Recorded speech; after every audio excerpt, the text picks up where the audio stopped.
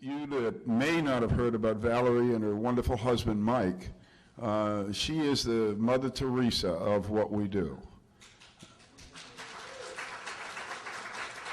So this brings me to the piece, and I know that I'm just yammering too long here, but this is how we approach death, is this kind of courtship that we speak of death as a courtship and living into the consciousness, awakening that consciousness of death. And this is, that's John Paul Taylor, and he just got a hand from, I don't know how I did that. That's fabulous. He would love that. John Paul died after the raid. We took care of him in our homes. One of our board members opened his home, and John was a remarkable guy. He could fix anything, and he did. He fixed a lot for many of us. This is John Bowers, and John had cancer, and he died shortly after the raid, about 3 months after. He had advanced cancer, and he told me that he really couldn't die until his caregiver, Jackie, got back from her vacation, because it really had to be all right with her that he died. And, you know, this is so much a part of how we live our lives and how we live our deaths, is how it's all right with the people that we love, how they allow this to be okay with them and allow us to die. Plus, dying's a long process. I mean, we make cells all the time. It takes a long time to convince the body to stop making them. So if you imagine that you have the opportunity to progress into your death, that if you presume that you're going not have sudden death, but that you're going to, that death will approach slowly, then you have this great, in my belief, you have this great opportunity to embrace it and to not run from the Grim Reaper, but to turn around and begin this courtship, to face her and to take her even as your lover, and to do this dance that's so remarkable. And my experience after 26 years, friends and family members that have died, is that marijuana can open the door. People tell me this, that it allows them to accept something that wasn't so easy to accept before. They shifted their consciousness, just shifted it. So, mostly I spend a lot of time sitting by people when they're dying, and it's a great honor to be asked to come in and mostly shut up, not advise. And as Ram Dass always says to me, don't take your expectation with you, because you don't know how it should be for somebody who's dying. You don't know what their level of pain is. You don't know what it should look like. And you don't know what their journey will be. Maybe they will share that with you. This is Patty and Elizabeth. I must have somehow put sound effects in. They're nice, so anyway, as long as I don't give myself a hand at the end.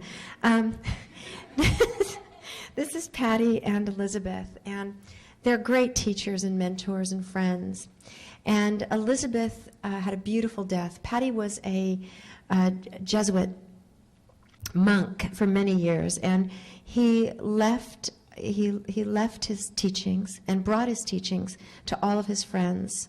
And when Elizabeth was dying, it was a beautiful situation. We had the opportunity for music and song and chanting Tibetan Gregorian chants and Tibetan prayers, and she had a lovely and amazing death. And this is Margot and her daughter, her son, and she too mimicked that kind of death. She had a beautiful, remarkable death where all of us stood around her bedside, her family, her children, and we sang and we chanted. And she left her body and left us all saddened, but really recognizing the true miracle that death can be. This is Harry. This is something that Harry said to me. Harry was a pancreatic cancer patient, and he was a first-time user of marijuana. Really amazing experience that he had with it. And he said that marijuana allowed him to experience a shift in consciousness, and he used those words. And he invited me to sit with them in the exquisiteness of the moment. Well, if you've ever sat in the exquisiteness of any moment, when you're invited in by somebody who is in this holy, holy, holy place, it is profound. So this is Harry. I hope it's not too dark to see. It's not. And that's his lovely wife, Barbara. And Harry was I'll tell you just a little bit about him. He was an engineer, and he had pancreatic cancer, so he lived a very short time, 3 months. And he had never tried marijuana. So when he did, he had all the benefit of that first time. So I realize I'm slowing on time here, but I just want to mention that what happens in WHAM is a kind of communion. It's a communion of the richness of our lives, the joy that that brings, and the element of suffering, and the change that that brings into our life, the comparisons. It is the richest and most remarkable group of heroes that I've ever seen.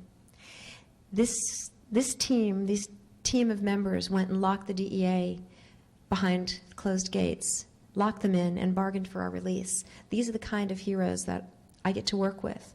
So when I stand here and speak to you about our work, it's not work that's been done alone.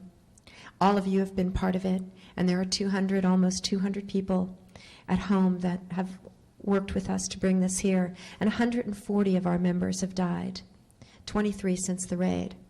It's something that we live with, and it's also the greatest gift because it helps us to prepare for our own deaths and maybe to welcome her as a lover.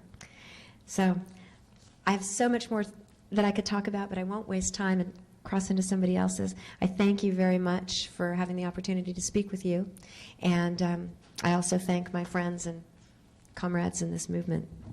Thanks.